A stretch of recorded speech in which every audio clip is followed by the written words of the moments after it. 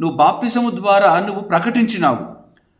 ప్రకటించిన ఈ జీవితంలో బహిరంగంగా నువ్వు క్రీస్తు కొరకు అనేకుల ముందు బ్రతికే జీవితంగా ఉండాలి. కానీ లోకస్తులకు ఒకవైపు, యేసయ్య దగ్గరికి వచ్చినప్పుడు నేను తప్పు చేశానంటూ దూరంగా బ్రతుకుతే ఆయన బిడ్డగా మనం నిలబడలేం.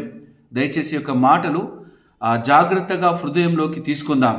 ఎందుకంటే మనము పాపముతో నింపబడి ఉంటే దేవునిలోని ఆ యొక్క శక్తిని పొందుకోలేము. ఆయన జీవాహారాన్ని మనం భుజించలేము. ఆయన జీవాహారాన్ని భుజించకుండా ఈ లోకంలో బ్రతకలేము. మనిషి రొట్టె వల్ల కాదు, కానీ దేవుని నుండి వచ్చు ప్రతి మాట వలన జీవించును. నువ్వు ఆయన మాట వింటే నువ్వు పరిశుద్ధంగా ఉంటావు. ఆయన మాట వింటే విశ్వాసంలో నిలకడగా నిలబడతావు. ఆయన మాట వింటే పరిశుద్ధమైన జీవితంలో జీవిస్తూ ఆయన బలలో నువ్వు పాల్గొనటానికి హక్కుదారుని అవుతావు.